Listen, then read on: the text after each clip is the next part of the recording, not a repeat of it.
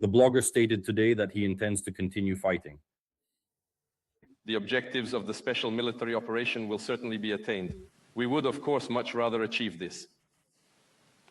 And to eliminate the root causes of this conflict through diplomatic means. However, if the opposing side and their foreign patrons refuse to engage in substantive dialogue, Russia will then achieve the liberation of its historically significant territories through military means, that's for sure. The task of establishing and extending a security buffer zone will also be consistently and steadily pursued. All right, let's analyze and break down what exactly is wrong with this particular statement. First, the goal that the SMO will be achieved is an old tune. This is a rather old assertion, which has been reiterated since 2022. Essentially, we haven't heard anything novel or groundbreaking on this matter. Similarly, the narrative was presented that we still hold on to the hope of achieving this through diplomatic solutions. Secondly, the narrative also came up that they would systematically work towards the creation of a buffer zone. This statement now somewhat goes against the grain of the rhetoric that the Ministry of Foreign Affairs of the Russian Federation has actually been demonstrating until recent days, specifically up until yesterday, which is quite contradictory. Why? Because the systematic establishment of a buffer zone, as Putin states, clearly implies the idea of the Russian Federation's army gaining control over the state border, specifically the Russian-Ukrainian border in this particular scenario. This essentially means that. Thus, following this plan, both the Sumy and Kharkiv regions are, as of today, considered to be directly situated within a significant risk zone. But again, this is a statement with an asterisk from Putin. Why? Because he already said this in 2023, and then he reiterated it in 2024. And indeed, the rhetoric surrounding a buffer zone is quite popular currently, as it constitutes one of the key tenets within Donald Trump's comprehensive peace plan, specifically advocating for the establishment of a defined administrative boundary. Please pay close attention to this particular phrasing, specifically concerning the troop withdrawal from this newly established administrative boundary, which will be meticulously delineated within the peace treaty itself. This primarily concerns Donbass. Regarding the Kherson and Zaporizhia regions, the situation is discussed less, and it's implicitly understood that this will be the front line which will, in essence, freeze at the very moment hostilities come to a complete halt. So what exactly is this signal from Putin trying to convey to us anyway? Firstly, this serves as an appeal, specifically directed to the American negotiating team, urging them to consider. This announcement was made just 2 days before the scheduled agreement on a new phase of the peace plan negotiations. After consultations between Europeans, Ukrainians, and Americans, certain conclusions were drawn, and frankly, some steps back were even taken by Ukraine. You already know this. Ukraine is agreeable to withdrawing its troops from Donbass on the condition that Russia also reciprocates. So this is the theory that was voiced by Podolyak, an advisor to the president's office. Volodymyr Zelensky is stating that we will not be abandoning Donbass, neither legally, physically, and so forth. That's a slightly different matter. That's also something you need to understand. Kyiv is under immense pressure, and so is Moscow. And that is precisely why Putin is appearing today, 2 days before these negotiations, to declare that we have an objective and we shall fulfill it through diplomatic means. We need to, push something back there, and the LNR, DNR, he's hinting at it, must be ours. Let's listen to another rather intriguing excerpt from this meeting, which touches upon what Putin described as Europe's so-called hysteria. RIA. I have stated on numerous occasions that this is a lie, complete nonsense, just utter nonsense, about some imaginary Russian threat directed at European countries. But this is being done quite deliberately. The truth is, Russia has always striven, even in the most challenging circumstances, right to the very end, as they say, to find diplomatic solutions to disagreements and conflicts, as long as there was even the slightest chance. And the full responsibility for not capitalizing on those chances lies squarely with those who were convinced they could speak to us using the language of force. Well, that is simply untrue. What we are hearing right now is nothing short of pure propaganda, delivered directly from Vladimir Putin, the Russian dictator. Friends, it's really not hard to look up the statistics and see just how many times the Soviet Union, after the Second World War, initiated military conflicts across the world, whether it was in Eurasia or on other continents like Africa I'm referring to, and became directly involved in those conflicts. It's all there. And it is doing so right now, yes, exactly. And Putin is nearing the 20 mark. And that doesn't even include the winter war against the Finns in 1938, you see. And in 1939, then came the beginning of World War II and the occupation, in essence, of Western Ukraine, specifically Galicia, which at that specific time was still part of Poland. So Putin is blatantly lying about some last chance. There's a second point, the last chance that's being discussed. The year 2022 clearly demonstrated that Putin acted hastily, making premature conclusions and consequently taking the actions he did. Thus, Europe, of course, does not believe this, and therefore Europe naturally must prepare. However, a very captivating segment also comes from the speech of the Russian Federation's Minister of Defense, Belousov. He essentially states that Russia is currently considering a military conflict, which reveals much about their intentions and strategic outlook.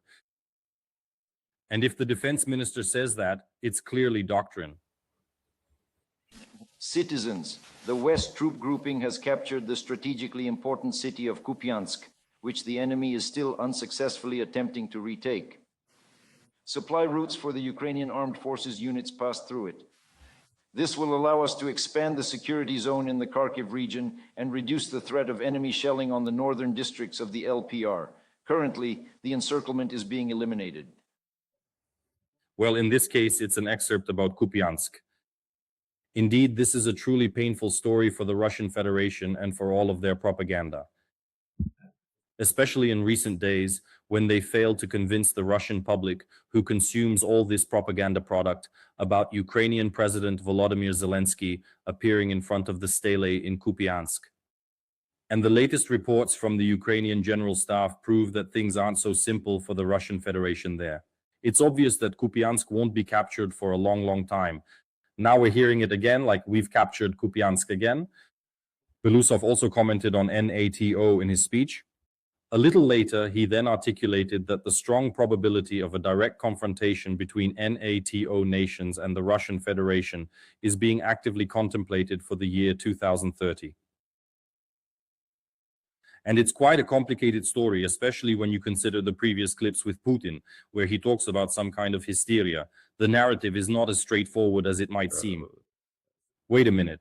To reiterate, this is primarily intended as a political signal.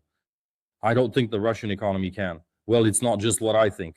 These are absolutely current economic and mathematical calculations that clearly indicate the Russian economy simply won't be able to withstand the pressures and last until the year 2030. At best, Russia, with its current financial revenues, could perhaps sustain itself. And keep in mind that sanctions are still being imposed. A barrel of oil continues to fall below $60 right now at this very moment. Its resource-based economy is absolutely cracking. It won't likely last until 2030. Forecasts show Russia can sustain its war pace only until 2026 or early 2027 at best.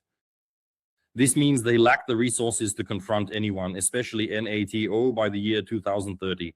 That's an absolute myth, but this rhetoric clearly shows one singular point. Putin utterly refuses to engage in dialogue with Europe. He simply does not want to communicate with Europe at all. Moscow views itself as a significant balancing pole, one that specifically counteracts the Western pole, which for them is absolutely and unequivocally Washington. It must be stated that today's speeches quite strongly contrast with yesterday's signals emanating from the Kremlin, especially those that do not directly involve the Ministry of Defense or Putin's immediate administration. This particularly concerns the Ministry of Foreign Affairs, and once again, it is precisely at moments such as these that I have emphasized this point 250 times, endeavoring to direct your attention to the existing discrepancies, which one might say are even ideological in nature, between the Ministry of Foreign Affairs, presided over by Lavrov and his deputy, Ryabkov, and how they construct their communications compared to what Putin and other administration officials, including the Ministry of Defense, state later on. That's Putin's creature, absolutely, you understand. Well, they're all Putin's creatures, but some are closer, some are further away. So, what exactly did Ryabkov announce yesterday to ABC News? That we are on the threshold of a peace agreement, yes, a peaceful one, meaning 90% of it is already done and good to go. The only remaining issue is mainly the territorial issue. Everything else is secondary. And so, indeed, the contrast is evident, yet I don't believe we can simply disregard all these pronouncements. That's precisely why I'm suggesting that today's public address, this torrent of declarations, none of which are truly novel, yet delivered with considerable aggression by Putin himself, indicates a concerted effort to lay the groundwork for what he hopes will be a substantive conversation with the Americans. It's a strategic maneuver to set the stage for such a dialogue. This is a performance for the public. It's like boxers hyping up before a major championship title fight.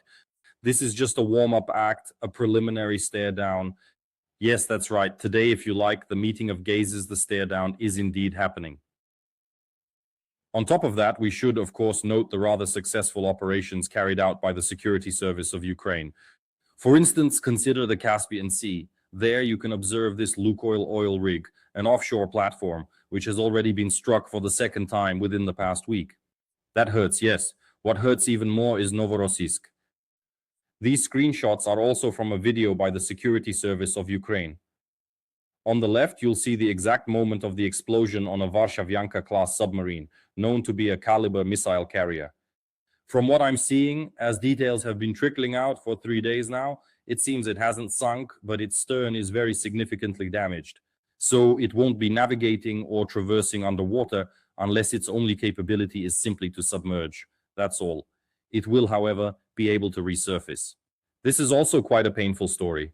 Kupiansk, which the Russian Minister of Defense Belousov just mentioned, that's undeniably a complete slap in the face, a big one. Furthermore, a great many sharp criticisms and pointed barbs are currently being aimed directly at the Ministry of Defense and the General Staff. This is largely due to Gerasimov's rather excessive and premature haste in proclaiming various victories that, quite frankly, simply do not exist in reality. And then there's this other story, also circulating today, regarding some sort of extensive, large-scale preparation for, I don't know, massive new invasions, potentially even originating from Belarus, which is quite concerning, adding to the ongoing tensions and concerns in the region. Lithuanian intelligence today refuted reports of 360 Russian troops in Belarus. So it doesn't exist, but they spread it quite successfully, put everyone on high alert quite successfully. Here is a quote from the document from the Lithuanian statement. Information is circulating online, published by foreign media, about over 300,000 Russian servicemen allegedly deployed in Belarus, ready to attack NATO at any moment. Indeed, it doesn't even mention Ukraine, but rather the Baltic countries. In short, there is nothing even remotely similar present in Belarus. However, there is also this reaction from the Commander-in-Chief of the Armed Forces of Ukraine, Mr. Syrsky, who participated in the meeting of the Ramstein Contact Group on Ukraine's defense, and he has a rather lengthy post about it. He reports on it. It's a considerably lengthy post. But in conclusion, I simply wish to direct your attention to just one particular fragment. This is the second paragraph of his post, where Syrsky writes about the current, very challenging situation at the front line. To lead into, look, this is quite important right now because there's a significant amount of speculation circulating specifically because of this very phrase. To carry out a strategic offensive operation, the enemy has amassed a troop grouping consisting of approximately 710,000 personnel. So, within this particular post, there is actually more comprehensive information indicating that the adversary has initiated what appears to be a full-scale strategic offensive operation. Where did he build up these 710,000?